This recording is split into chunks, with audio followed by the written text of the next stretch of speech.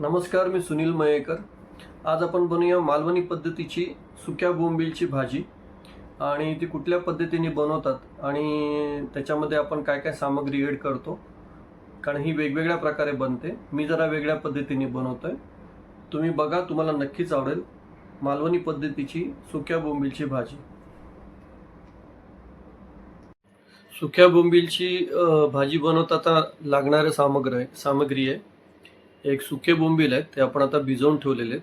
थोडा वेळच भिजवायचे, जास्त वेळ भिजवायचे नाही. टॅमॅटो आहे, कांदे, 3-4 पाकळ्या लसूणच्या. छोटे असेल तर जास्त घ्या, मोठे आहेत म्हणून मी कमी घेतले. आणि एक मिरची, हिरवी मिरची. आता आपल्याला टमाटे बारीक चिरून घ्यायचे आहेत. ही चटणी खूप चांगली लागते, विशेषतः आपण ही पावसामध्ये खाली तर खूपच चांगली लागते. आता आपण कांदे पण बारीक चिरून घेऊया, कारण नॉर्मली जे सुकी मच्छी आहे ती आपण पावसाळ्यातच खातो.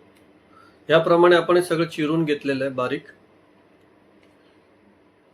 कांदे पण बारीक चिरून घेतले, मिरच्या बारीक चिरून. आणि लसूणला ठेचायचं नाहीये, त्याचे पण थोडे छोटे छोटे तुकडेच करायचे आपल्याला, कारण ते बोंबलामध्ये चटणी बनवताना लागलं पाहिजे. आता हे बोंबील जे आपण भिजवलेलं आहे ते मधून चिरून घ्यायचे. आणि आतून त्याचा एक सेंटरला मेन काटासारखा असतो, तो तुम्ही काढला तरी ठीक आहे, नाही काढला तरी ठीक आहे. पण जर तुम्ही काढला तर आपण जेव्हा चटणी जी भाजी खातो त्यावेळी हे मध्ये येत नाही. ह्याप्रमाणे आपण त्याला काढून टाकूया. काही लोक त्याला अख्खच बनवतात, कारण तो पण एवढा काय हार्ड नसतो. सेंटरला एक मणक्यासारखा असतो, तो त्याला काटे नाही बोलू शकत. त्याचा एक मणका असतो मधला, तो आपण रिमूव्ह करून टाकूया. मी रिमूव्ह करतोय, तुम्ही नाही केलं तरी चालेल.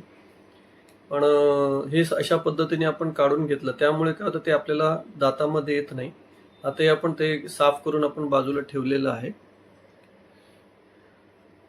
आता आपण याची फोडणीची तयारी करूया.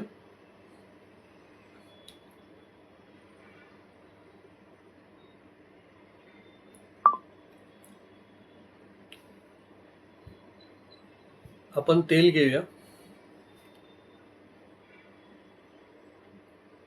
थोडंसं जास्त तेल लागतं. आता जिरं टाकूया याच्यामध्ये. सर्वप्रथम जिरं हे थोडंसं प्रत्येक भाजीमध्ये आपण टाकतोच. थोडीशी मिरची, हिरवी मिरची आणि लसूणच्या पाकळ्या. हे सगळ्या गोष्टी जिरं तडतडल्यानंतरच टाकायचं आपल्याला, अगोदर टाकू नका, नाहीतर मग सगळं जळून जाईल. आणि आता हे हलकंसं आपल्याला लालसर करायचं. ह्याला लसूणला जास्त जाळायचं नाही आपल्याला. गॅस लो ठेवा.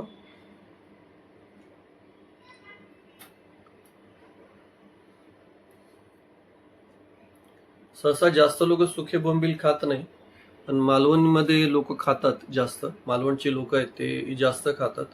आणि ह्याला जास्त आपण पावसाळ्यातच खातो, आणि त्यावेळी मच्छी जरा कमी येते पावसाळ्यात, त्यामुळे आपण सुके मच्छी जी आहे ती पावसाळ्यात जास्त खातो. आता लगभग आपलं हे सगळं झालेलं आहे.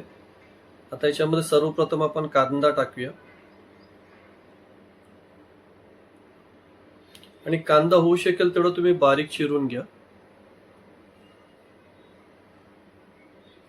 आणि ह्याला व्यवस्थित तुम्ही परतून घ्या. आणि थोडंसं मीठ टाका. आपण जेव्हा मीठ टाकतो ना, तेव्हा शिजण्याची प्रक्रिया लवकर चालू होते, कांदा नरम होतो लवकरात लवकर. आता हा लालसर आपला कांदा झालेला आहे बघा, शिजलेला आहे लगभग. कारण त्यावेळी आपण जर टॅमॅटो टाकले असते ना, तर तो टॅमॅटो लवकर वितळून गेला असता. म्हणून आपण अगोदर कांदा टाकतो आणि नंतर टॅमॅटो टाकतो. आता याप्रमाणे आपण त्याला व्यवस्थित परतून घेऊया. थोडा ते टॅमॅटो जे आहे ते नरम व्हायला द्या. बघा, आता हे नरम झालेले आहेत. लक्षात ठेवा, आपल्याला पाणी ऍड नाही करायचं याच्यामध्ये. आता आपण मसाला करूया. प्रथम थोडी हळद टाकायची, लाल तिखट, ही काश्मीरी लाल मिरच आहे, यांनी कलर सुंदर येतो. हे धना जिरा पावडर आहे. आणि लक्षात ठेवा, मी आता परत सांगतो, हे सगळे घरगुती मसाले आहेत. मी घरचेच मसाले वापरतो. हा गरम मसाला आहे, आपण घरीच बनवलेला आहे.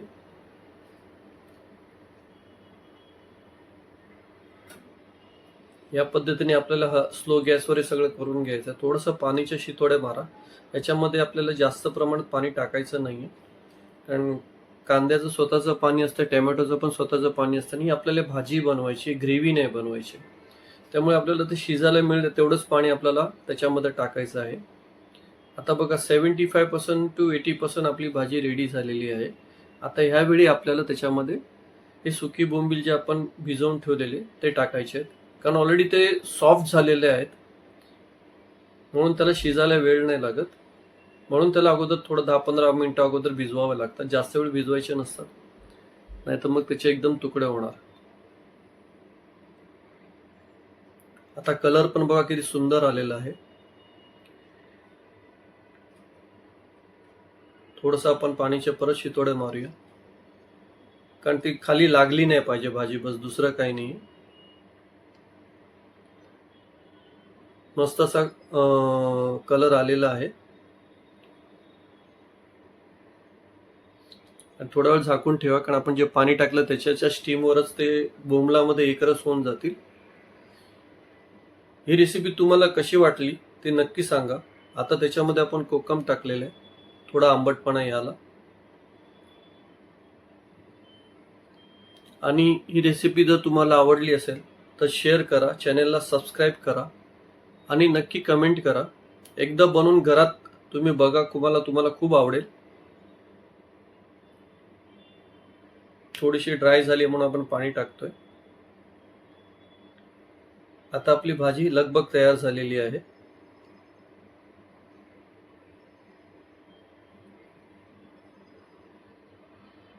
आम्ही मालवणी पद्धतीमध्ये असंच बनवतो.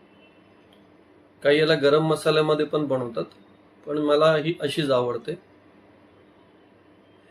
थोड्या वेळ त्याला स्टीम द्या, कारण बोंबलामध्ये तो एकरस झाला पाहिजे. झाले बघा, थोडंसं पाणी सुटलंय. आपण जे पाण्याचे शितोडे मारले त्यामुळे थोडीशी बघायला थोडीशी थिक ग्रेव्ही सारखं झालेलं आहे. ग्रेव्ही बोलू शकत नाही, पण ओलसर झालेलं आहे. आता याच्यामध्ये आपण थोडंसं कोथिंबीर टाकूया.